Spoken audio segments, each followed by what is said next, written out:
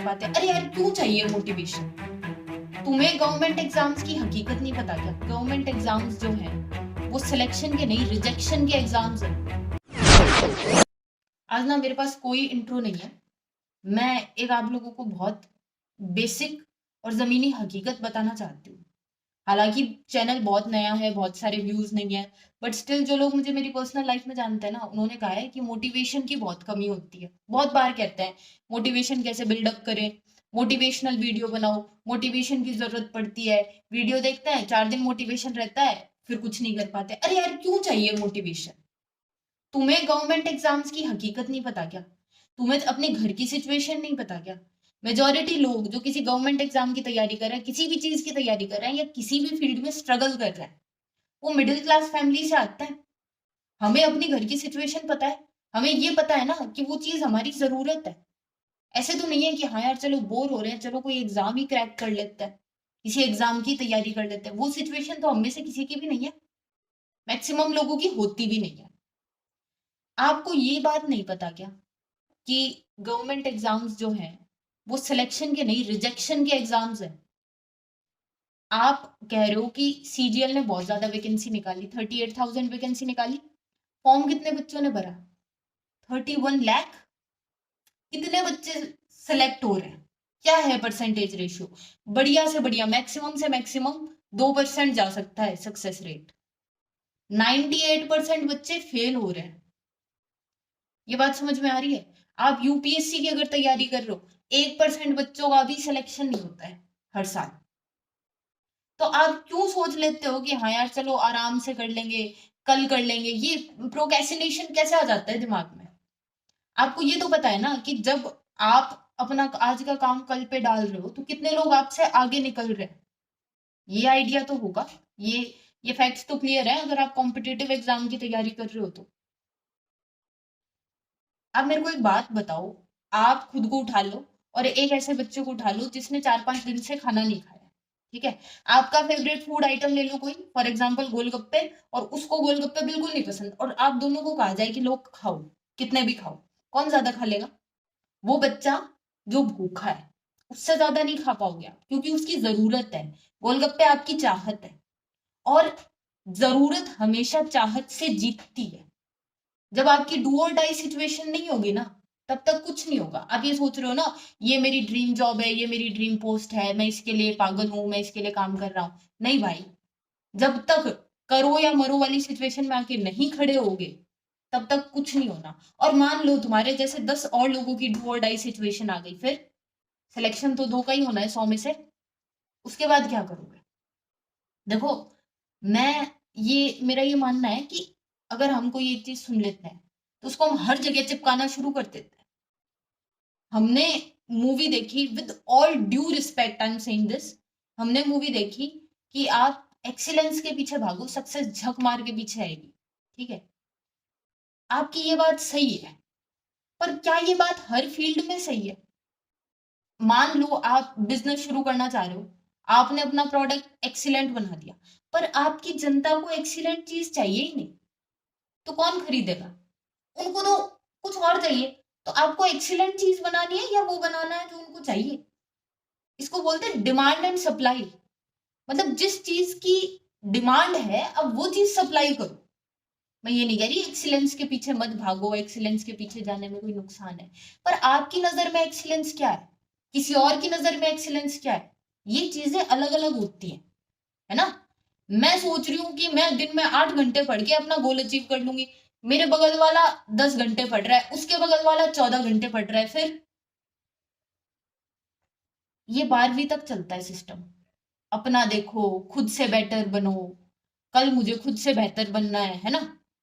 जब आप कंपटीशन में हो तो सिर्फ ये चीज मैटर नहीं करती कि आप क्या कर रहे हो, ये भी इक्वली, इक्वली क्या सबसे ज्यादा यही मैटर करता है कि बगल वाला क्या कर रहा है।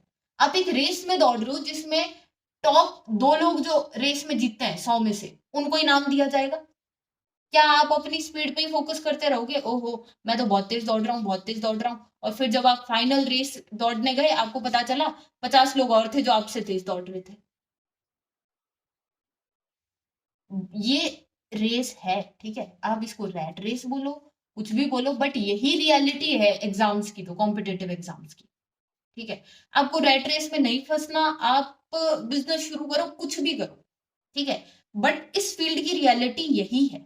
और राजस्थान की तो सिचुएशन भैया और खराब है, तुम पूरे साल मेहनत कर रहे हो, तुम पेपर देख के आ रहे हो, एंड में तुम्हें पता चलता है पेपर लीक हो गया। वो एक अलग लेवल का मेंटल स्ट्रेस होता है कि आप एग्जाम देने जा रहे हो, आपको आइडिया नहीं है कि ये मेहनत काम आएगी भी या नहीं आएगी। मेहनत वैसे कभी वेस्ट नहीं जाती है ना।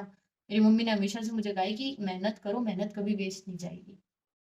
लेकिन उसका क्या फायदा जब आप पेपर दे के आ रहे हो, पेपर लीक हो रहा है, उसके बाद इंसान का एक मेंटल लेवल तो गिरता है ना, कि मैं जितनी एनर्जाइज हूँ, सेकेंड टाइम मेरे दिमाग में डाउट तो होगा कि क्या पता ये भी लीक हो जाए, क्या मेरी परफॉर्मेंस पहली बार जैसी रह पाएगी, नहीं रह पाएगी। तो ये जो एग्जाम्स है, इनमें ये चीज बहुत मैटर करती है कि आप रेस में कहाँ स्टैंड कर रहे हो, आपके आसपास वाले जो कर रहे हैं, आप साथ वालों से कितना बेटर कर रहे हो। खुद से बेटर तो आपको करना ही है डेफिनेटली, उसमें तो कोई ऑप्शन नहीं है आपके पास, लेकिन आपको इस चीज पे भी नजर रखनी है कि आप साथ वालों से कितना बेटर कर रहे हो।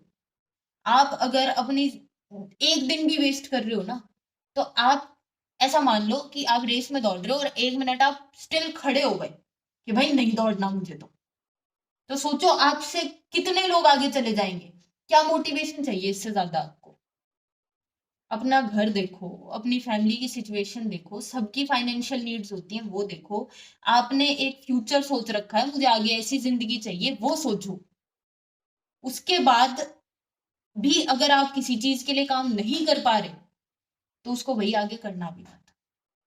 मैं ऐसा नहीं है कि मैं तुम्हें बहुत नेगेटिव बोल के तुम्हारा मोटिवेशन गिरा रही हूँ। मोटिवेशन ये नहीं होता कि हाँ भाई चिल्ला के खड़े हो रहे हैं कि है ना, हाँ you can do it, you can do it. नहीं, मोटिवेशन का मतलब होता है एक बार आईना दिखाना कि यहाँ स्टैंड कर रहे हो, लेकिन अभी भी देर नहीं हुई है, दौड़ना शुरू करो, जीत सकते हो।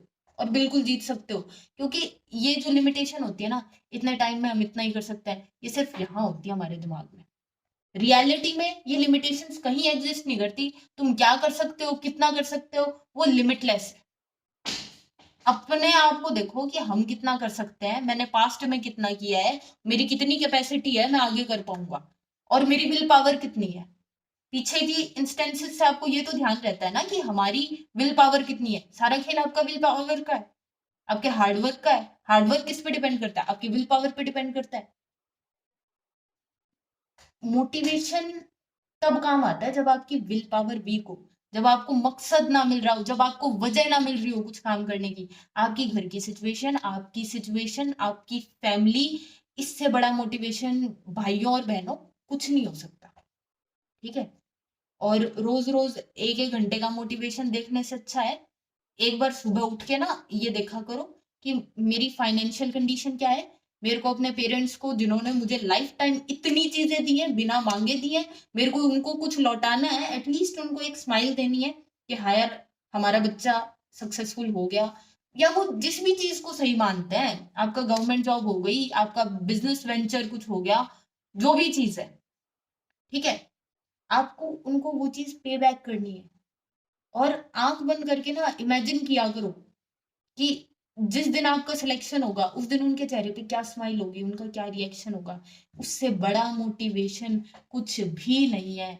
ये जो आज बातें मैंने बोली है ना, इससे बढ़िया मोटिवेशन आपको नहीं मिलने वाला, अगर आपने इन बातों को समझा है।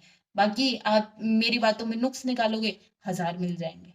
ठीक है, तो बेशक उसके लिए अगर आपके पास टाइम हो तो वो आराम से करना, और अगर टाइम नहीं हो ना, तो आराम से इन चीजों को दिल पे लेना। मैं लिटरली बोल रही हूँ, मैं बोलती हूँ जानबूझ के ऐसा, ताकि किसी के दिल पे लगे और ये सोचे कि हाँ यार नहीं अब तो करना है। ये बात बोल कैसे दी, ठीक है, दिल पे लगनी चाहिए, बिल्कुल दिल पे लगाने के लिए ही बोली है।